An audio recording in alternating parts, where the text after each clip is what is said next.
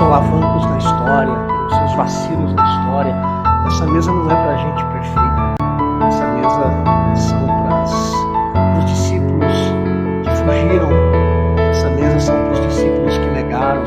Essa mesa são para os discípulos que duvidaram. Essa mesa são para os discípulos que naufragaram, que afundaram, mas que também creram, mas que também confessaram, mas que também insistiram no amor de Jesus por eles, né? E por nós. Louvado seja Deus por isso. Eu quero convidar você a abrir a sua Bíblia em Êxodo capítulo 12.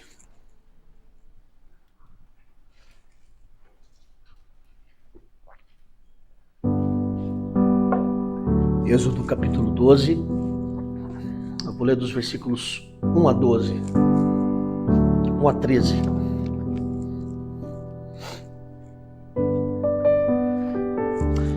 Senhor, que hoje seja um domingo muito especial para nós, e que o Senhor fale profundamente a nossa alma, e que nós possamos sair daqui vivendo a realidade pascal, com toda a intensidade da nossa vida e do nosso ser. Abençoe-nos. Em nome de Jesus eu oro. Amém. Diz assim o texto. O Senhor falou a Moisés e a Arão na terra do Egito. Esse mês será para vós o princípio dos meses. Será o primeiro mês do ano. Dizei a toda a comunidade de Israel, no 10º dia desse mês, cada um tomará para si um cordeiro, conforme a família dos pais, um cordeiro para cada família. Mas, se a família for pequena demais para um cordeiro, deverá comê-lo com o vizinho mais próximo de sua casa, conforme o número de pessoas. Calculareis o cordeiro conforme a porção adequada para cada um. O animal será um macho de 1 ano, sem defeito. Podereis tomar um cordeiro ou um cabrito, e o guardareis até o 14º dia desse mês. Então, reunida toda a comunidade de Israel, o matará ao entardecer. Depois, pegarão um pouco do sangue e colocarão nos batentes e na viga da porta, nas casas em que tomarem refeição.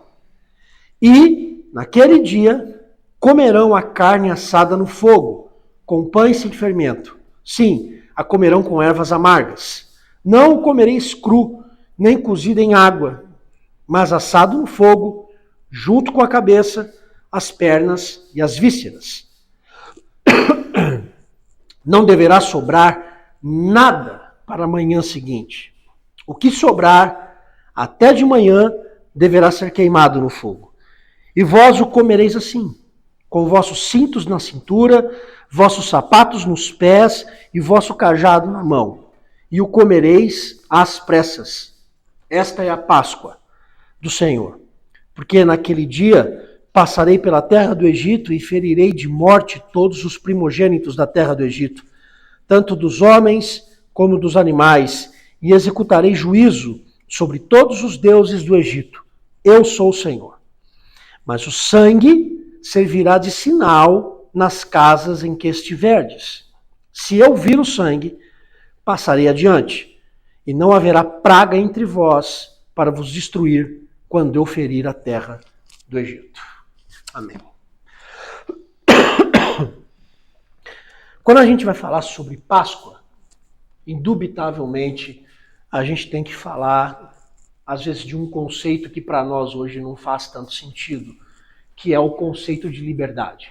Quando a gente fala de Páscoa, a gente tem que falar de liberdade, porque foi no contexto de escravidão do povo que a Páscoa assume esse caráter de libertação do povo que era escravo no Egito. Então a gente não pode falar de Páscoa sem falar de liberdade. E, para falar de liberdade, a gente também tem que falar sobre esperança. A esperança dentro desse texto. A esperança do escravo em se tornar livre. Aliás, esperança é uma boa palavra para a humanidade. esperança é uma boa palavra para nós hoje. Porque uma esperança, quando ela é sincera, a esperança sincera, ela nos move. A esperança sincera, ela faz a gente se mexer. A esperança sincera, ela leva a gente de um estado de inércia para a gente se movimentar numa postura ativa em relação àquilo que é o objeto da nossa esperança. Esperança não é ficar sentado esperando as coisas caírem do céu e a gente fala, não, Deus vai fazer alguma coisa. Não. A esperança é eu me movimentar e fazer o que eu posso em direção àquilo que é o objeto da minha esperança. Deixa eu dar um exemplo bem simples para vocês, de várias esperanças. Por exemplo, a esperança que moveu o coração do sertanejo, que saiu estrada fora, rumo a uma capital do nosso país, para poder ter uma condição de vida melhor para ele e para sua família. A esperança do matuto, que planta e tem a fé e a esperança de que vai colher. Vai colher para ele e vai colher para vender. A esperança que move o empresário para tentar fechar negócios que são importantes para a sua família, que são importantes para a sua empresa. A esperança que move o coração do comerciante, que vive num contexto onde o comércio é extremamente cíclico e devorador, mas ele se coloca nesse trecho de viver pela esperança de que o negócio dele não vai fechar. E por isso ele se movimenta. A esperança do concurseiro, que estuda 2, 3 anos, na expectativa de conseguir passar em um concurso e poder ter um pouco de estabilidade financeira. A esperança que move o solteiro a encontrar alguém, a esperança que move o solteiro para casar, a esperança que move o casal que já casou para ter um filho. Esperança. A esperança dos escravos, a esperança do coração, no coração do escravo hebreu, para se tornar livre. Dentro desse cenário de Páscoa, tudo mudou na história do povo hebreu. E mudou drasticamente. E eu quero que você me acompanhe nesse texto, nessa história, quantas coisas mudaram na vida dessas pessoas no contexto de Páscoa, porque assim como mudou para eles, vai ter que mudar em nós. Porque a Páscoa de hoje é também um eco da Páscoa que eles viveram. A primeira coisa que chama a minha atenção aqui é uma alteração brusca no modo como os hebreus contavam os seus dias.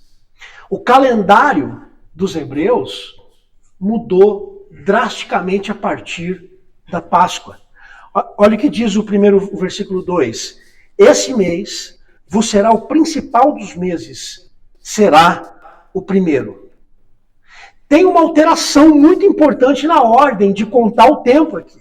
É como se eles tivessem um calendário e Deus dissesse assim, olha, a partir de agora a gente vai mudar esse negócio. Porque o que vai acontecer hoje é o evento mais importante do calendário. Vai ser o primeiro mês. Se você acha que na vida cristã o Natal é o momento mais importante do cristianismo, você está enganado. O momento mais importante do cristianismo é hoje. É a Páscoa. E por que a pergunta que a gente tem que fazer, por que Deus interrompeu o calendário deles? Por que Deus inverteu? Por que Deus colocou o evento da Páscoa como o primeiro evento do ano, o primeiro mês, o mês mais importante de todos? Por quê? Qual é a razão? A razão é que o povo hebreu agora, ao ter a Páscoa e o mês da Páscoa como o primeiro mês, eles deveriam contar os seus dias pela libertação. E não mais pelo tempo de escravidão que eles viveram. Isso significa que aquele povo ia esquecer que eles foram escravos? Não. Porque uma coisa dessa a gente não esquece. A gente não esquece as tragédias da nossa vida. A gente não esquece as marcas que a gente carrega com as coisas que deram errado. A gente não esquece as dores que você tem por inúmeras razões da vida, seja porque você tomou uma decisão errada, ou seja porque alguém tomou uma decisão errada contra você. A gente não esquece alguns traumas. E escravidão é o tipo de coisa que a gente não esquece. Mas o que a Páscoa está dizendo aqui? O que Deus está fazendo? Ensinando eles a contarem os seus dias, não mais pelo tempo de escravidão que eles viveram, mas pelo tempo de libertação que estava para acontecer agora. Isso é muito importante para mim e para você. Porque a Páscoa, ela vai ensinar a mim e a você a gente contar os nossos dias pela redenção. E não mais pela escravidão que a gente viveu. Escravidão pelo pecado, escravidão pelas dores, ou por tantos pontos negativos que nos feriram e nos magoaram. A gente precisa aprender a contar os nossos dias pela redenção. E hoje é o dia para você aprender a começar a contar os seus dias. Sabe por quê? Porque Ele está vivo. Amém. Glória a Deus. Porque Ele está vivo. E porque Ele está vivo, a gente pode contar os nossos dias, sejam eles quais forem. Amém. Contar os dias fora da redenção é contar a morte. A gente não tem que ficar contando, rememorando as tragédias da nossa vida. Eu não estou aqui para ficar rememorando as perdas, os danos, os erros. Eu estou aqui para contar da minha vida, não esquecendo as coisas que passei, mas para dizer, Ele está vivo e porque Ele está vivo, Ele conduz a minha história. É a partir daqui, é a partir do evento de hoje, que você precisa contar os seus dias. O problema é que muita gente não quer contar os seus dias pela liberdade de Cristo.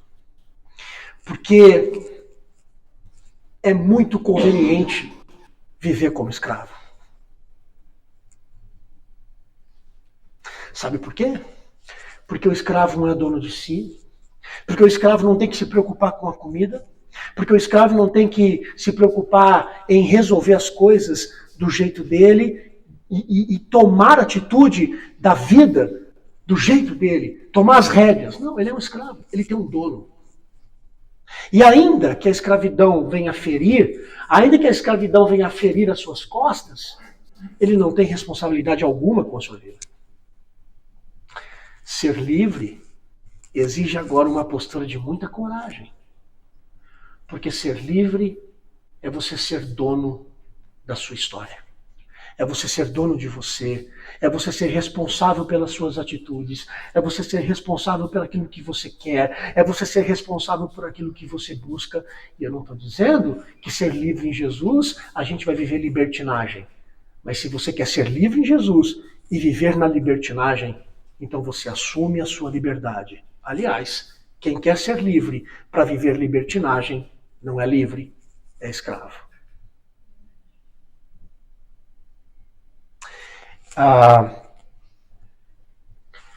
O povo tinha que assumir que agora eles eram livres.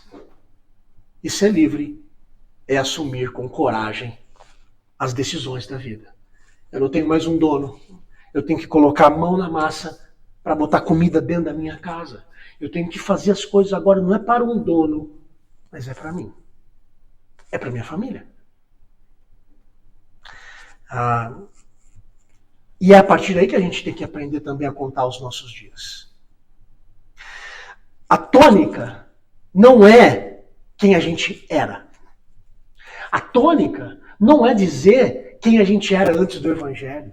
A tônica não é a gente ficar rememorando as tragédias da nossa vida, como se as nossas dores, como se as nossas lutas fossem um grande troféu da Champions League ou uma medalha, e a gente tem que mostrar isso para todo mundo. Não. A tônica, agora, é a gente viver como livre que somos. Só que tem uma tensão aí nessa coisa de a gente ser livre. Porque não adianta a gente aparecer livre. Melhor, não adianta a gente parecer livre. A gente tem que viver como livre. É muito fácil a gente mostrar para o mundo que nós parecemos de Jesus.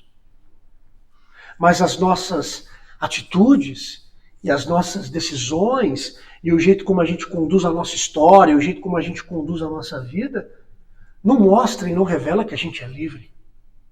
A gente parece livre. Porque a gente posta nas nossas redes sociais sobre o Evangelho.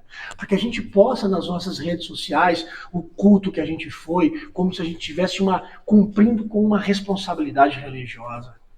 A gente coloca depois a fotinha, segurando o cálice e o pão. Ó, Páscoa. O problema é que quando a gente vai embora daqui, a gente se esquece de tudo que a gente cantou. Você viu o que você cantou? Que você é livre.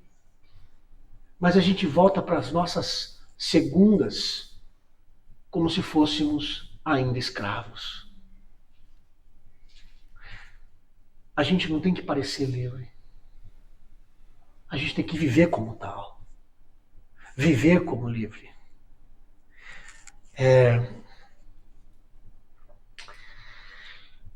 Uma outra coisa que eu acho interessante também no texto é quando o versículo 3 diz assim: falai a toda a congregação.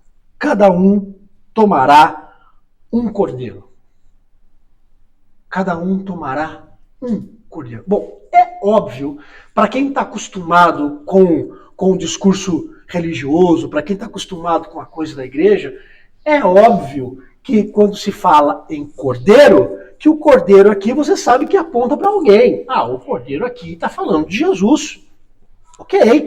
Mesmo porque no Novo Testamento fala que Jesus é o cordeiro pascal.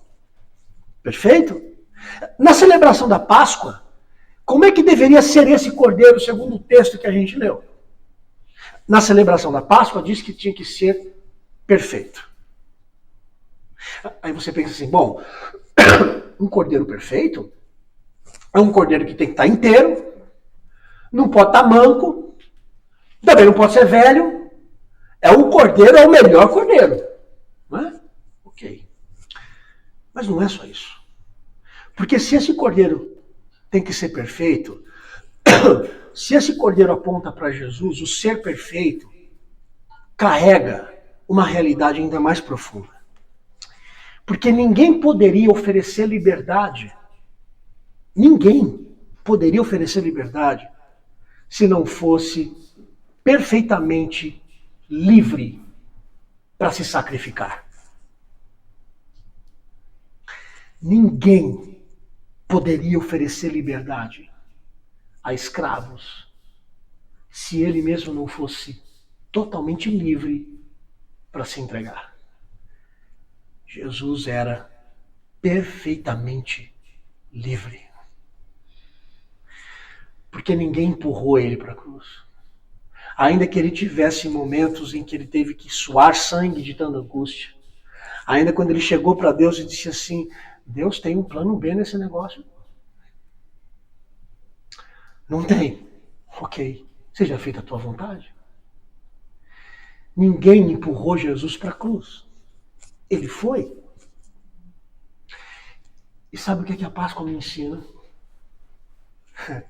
A Páscoa me ensina que se ele pegou a cruz dele e ele disse para que eu pegue a minha, por que a gente corre das nossas cruzes? Por que a gente corre de ter que matar a nossa soberba, a nossa arrogância, o nosso orgulho, a nossa ganância? Porque, na verdade, tudo isso que nós chamamos de liberdade é escravidão. Jesus era sem mácula, puro e sem defeito. Ele era o Cordeiro. Ele era livre para amar escravos.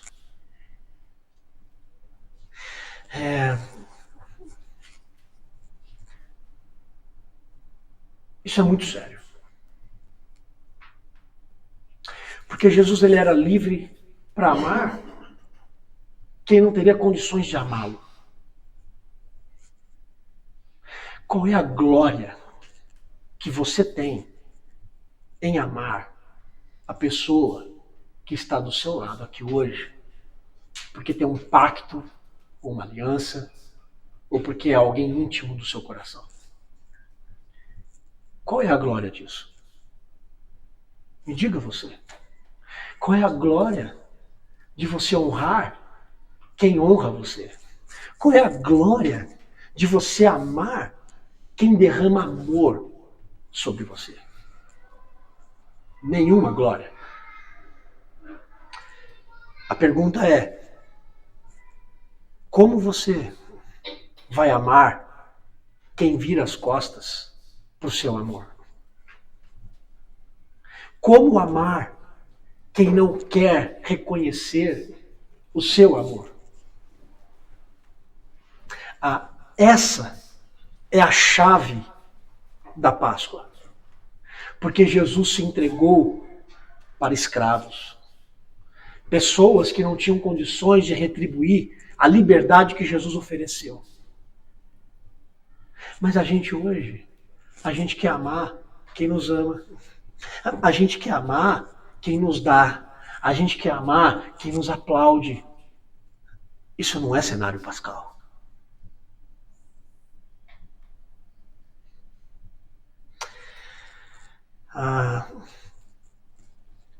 A instrução da Páscoa continua dizendo que eles deveriam pegar esse cordeiro e pegar o sangue desse cordeiro e colocar nos umbrais da porta do lado de fora e manchar todo o umbral da porta.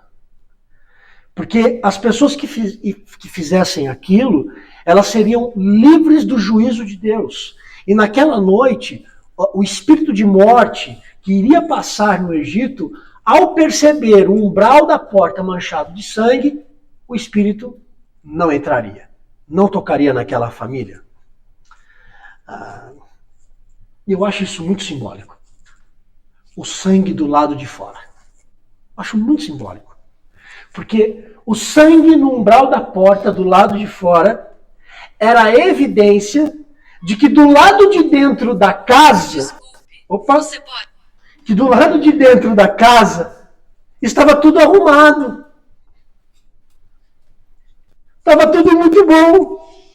Ainda que do lado de fora estivesse um caos, ainda que do lado de fora estivesse gente sofrendo, ainda que do lado de fora estivesse um problemão, o umbral estava marcado com sangue. A família do lado de dentro estava em paz, ainda que o caos estivesse instalado do lado de fora.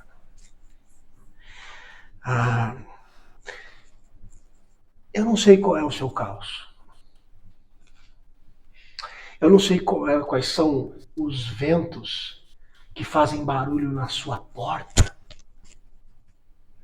e que fazem você ficar com medo da morte, com medo de perder coisas. Eu não sei quais são os seus medos, os seus caos. Eu não sei. O que eu sei é que Jesus untou a sua alma com o sangue dele.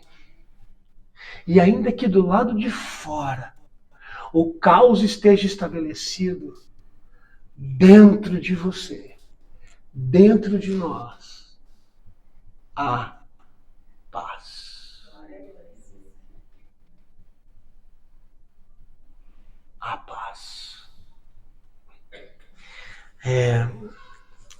A gente precisa lembrar que na cruz o sangue também foi aspergido do lado de fora, para que do lado de dentro do nosso coração a gente pudesse viver em paz, ainda que num contexto de caos. Agora, quando eu olho para a cruz e leio o versículo 10 desse texto, eu encontro uma similaridade muito forte. Porque o versículo 10 diz assim: não deixareis nada dele, do cordeiro. Eles tinham que comer todo o cordeiro. E se sobrasse o cordeiro, eles tinham que depois, no outro dia, queimar tudo. Ou seja, não podia sobrar absolutamente nada do cordeiro. Os hebreus deveriam consumir todo o cordeiro. Sabe o que aconteceu na Páscoa? Os meus pecados e os seus pecados consumiram o cordeiro. Os nossos pecados devoraram a Jesus.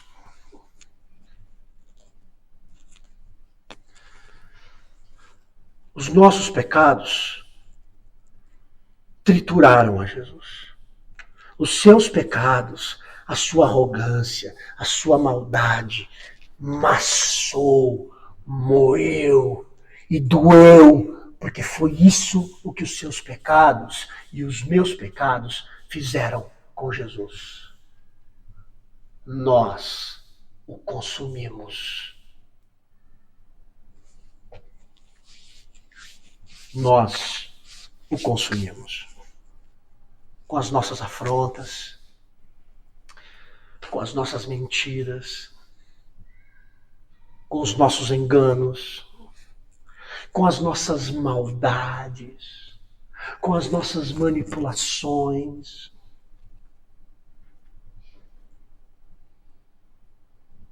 O cordeiro foi consumido por nós. Foi devorado por nós. Mas quando a gente olha para o contexto da Páscoa, a gente vê que não tinha só o cordeiro. Tinham outros dois elementos, tão importantes quanto. A instrução da Páscoa dizia que eles tinham que assar o cordeiro, mas eles tinham que ter junto pães asmos e ervas amargas. Dois simbolismos profundos para nós também. O que é o pão asmo? O pão asmo é o pão sem fermento. Sabe o que isso significaria? Em toda a teologia bíblica, fermento significa pecado, maldade. Eles deveriam comer o pão sem fermento. Sabe qual era o recado? O recado era que o mal do Egito, que o jeito de viver no Egito, que as dores que o Egito causou neles, como um povo escravo, o jeito de viver do Egito, esse fermento não fazia agora mais parte no povo hebreu. É a vida sem fermento. E Paulo fala isso. Em 1 Coríntios ele diz assim: lançai fora o velho fermento, para que sejais nova massa, como sois de fato sem fermento.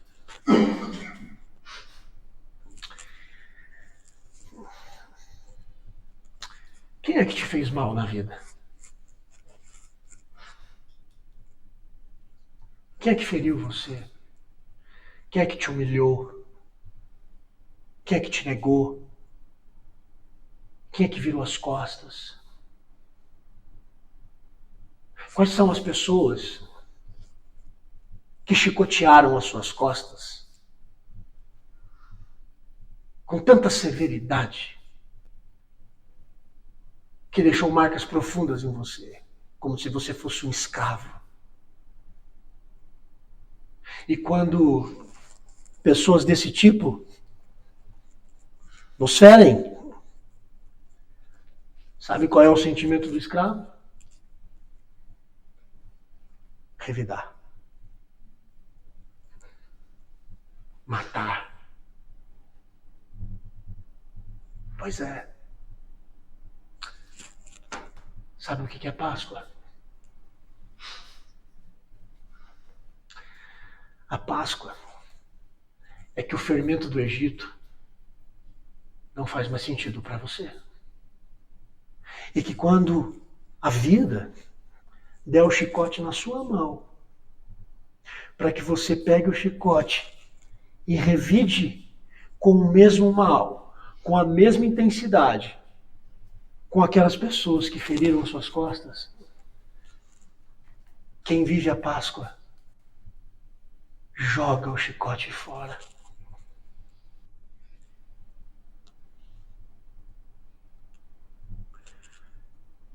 Porque a gente não comeu o pão com o velho fermento. O nosso pão é um novo fermento. É o fermento que diz: orem pelos seus inimigos. É o fermento que diz: perdoe quem lhe feriu. É o fermento que diz: carregue a sua cruz e me siga.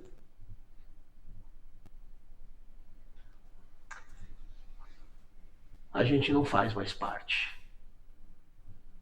do fermento do Egito.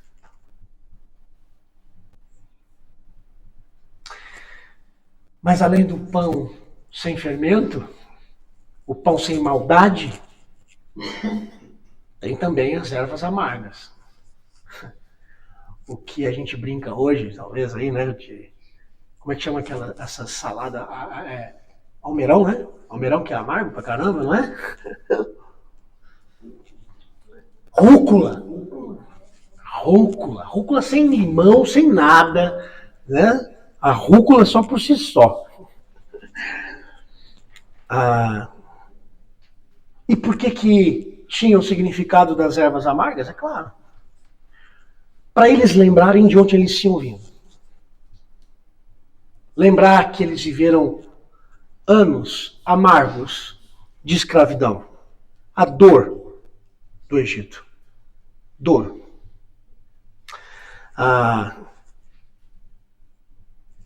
E para mim,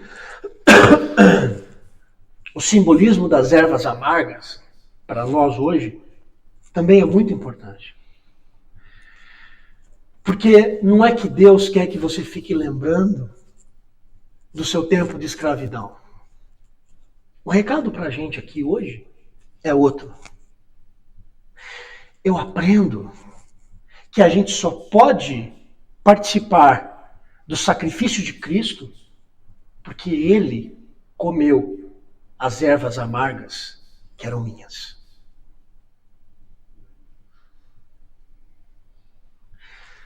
Jesus se fez o amargo no meu lugar.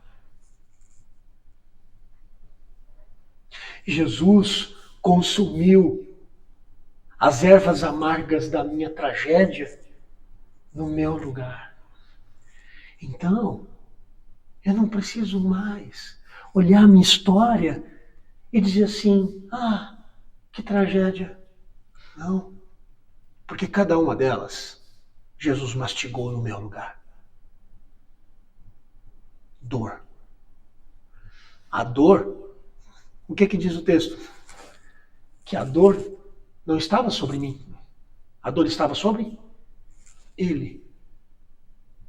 Porque pelas pisaduras que Ele recebeu, a gente foi curado. Ainda que o mundo insista em rotular você, ainda que a instituição insista em rotular você, ainda que a família insista em rotular você, ainda que os amigos tenham rotulado você, ele foi pisado no seu lugar para que você fosse curado.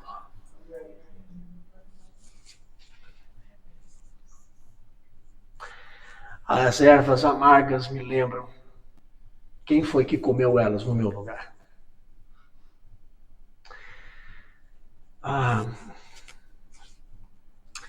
O versículo 13 também traz algo muito interessante. Ele diz: o sangue vos será por sinal nas casas em que estiverdes. Quando eu vir o sangue, ou seja, o sangue era o sinal de esperança, mas eles tinham que untar a porta, como eu disse.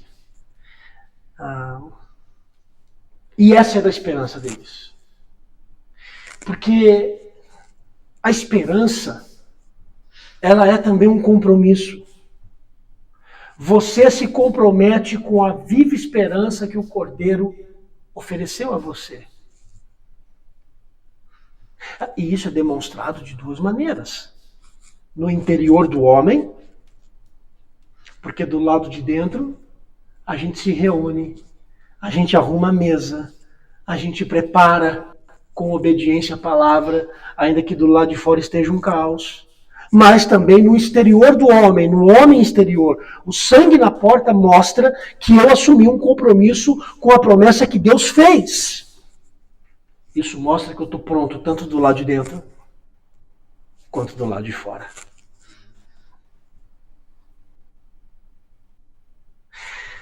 Mas, ainda que nós tenhamos que nos preparar do lado de dentro e do lado de fora, o versículo 11 ele é muito significativo porque ele diz como é que os hebreus deveriam participar da Páscoa. Diz que eles deveriam estar com lombos cingidos, sandálias e cajado na mão. Vamos contextualizar isso. Mochila pronta. A mala tinha que estar arrumada. Vocês vão comer rápido e a mala tem que estar arrumada. Sabe o que isso mostra para mim e para você? Que a Páscoa é um recado não só da ressurreição de Jesus, mas é um recado para mim e para você, de que para viver aqui, a nossa mala tem que estar pronta.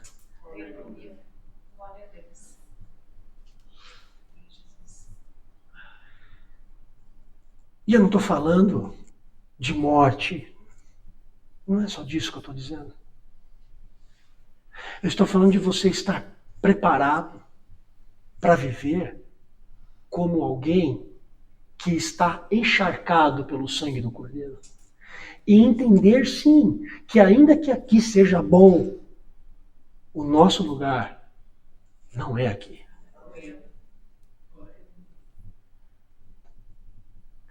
A gente tem que estar com a mochila pronta.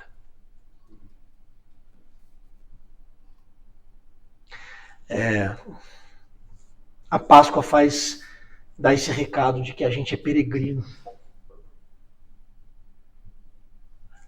E é uma peregrinação que nós não andamos sozinhos. Isso precisa ficar muito claro. Porque quem arruma a sua mochila para andar sozinho se perde no meio do caminho. A gente precisa ter alguém para dar a mão, para a gente caminhar junto. Porque é assim que o discípulo de Jesus caminha. A mochila arrumada, mas de mão dada com alguém. Aliás, eu quero aumentar esse lugar. Não é com alguém, mas é com uma multidão de alguéms. E por que eu estou dizendo isso? Porque o versículo 3 e 4 fala algo lindo sobre o preparo também da Páscoa. E o versículo 4 fala o seguinte: se a família fosse pequena e não desse conta de comer todo cordeiro, eles deveriam chamar o vizinho mais próximo. Que coisa mais linda! Se a família não desse conta de comer o cordeiro, eles tinham que chamar a família, não, você vai comer com a gente.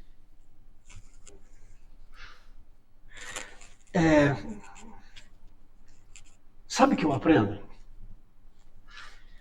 Eu aprendo que na vida existem momentos que a gente não dá conta de comer do cordeiro. Que a gente não dá conta de se alimentar do cordeiro. Porque a gente está tão fraco. Porque a gente está com tanto medo desse espírito de morte que vai batendo na nossa porta e chacoalhando. Que o cordeiro é tão grande para se comer que a gente não dá conta. Até que chega alguém, pega você pela mão e diz assim, vamos comer juntos o cordeiro.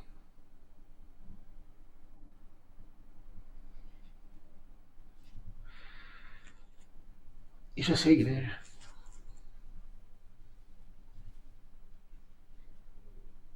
Porque em vários momentos da vida, eu me vi sozinho para comer o cordeiro e sem força para comer. E a importância que várias pessoas tiveram na minha história. Em chegar para mim e se apresentar como comunidade e dizendo, vamos comer juntos do cordeiro. Eu trouxe o cordeiro para te alimentar. Eu trouxe do pão do céu para você comer. Eu trouxe da água viva para você beber. Nós não somos lobos solitários no mundo.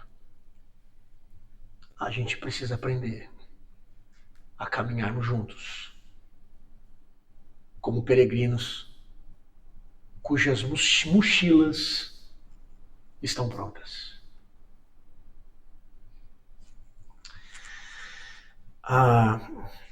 Você sabe o que significa Páscoa?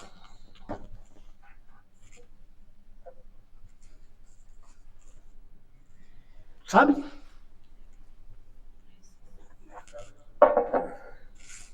Arthur, vocês vão tocar antes? Você sabe o que significa Páscoa? Páscoa significa passar por cima. Passagem. Passou por cima. Quando o espírito de morte apareceu no Egito para matar os primogênitos, os umbrais que estavam marcados com o sangue do cordeiro, quando o espírito de morte vinha, o que o espírito fazia? Passava por cima.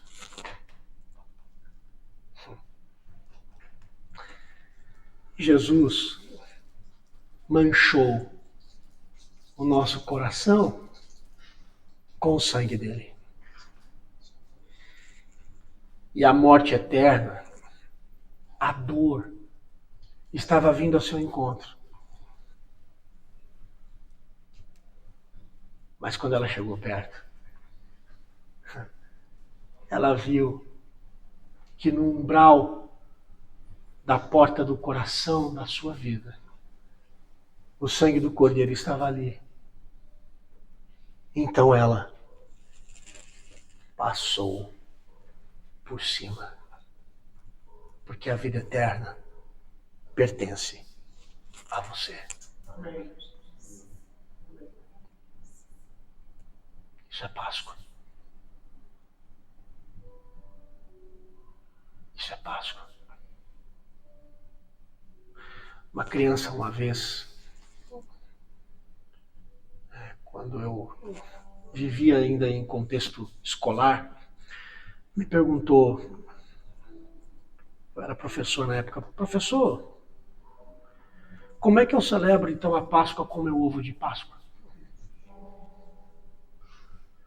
E eu disse a ela, quantos ovos de Páscoa você ganhou? Ganhei 3. Ok. Você sabe qual é o maior deles? Sei. Ok. Você quer celebrar a Páscoa com ovo de Páscoa? Eu disse, quero. Então eu disse para ela, pegue o maior ovo. o mais recheado, o mais caro, o que você mais quer comer. E procure uma criança que não tem ovo e dê para ela. Você estará celebrando a Páscoa.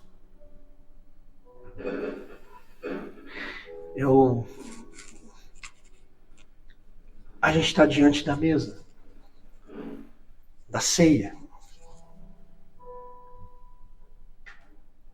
Nós somos a criança que não tínhamos o que comer. O Pai deu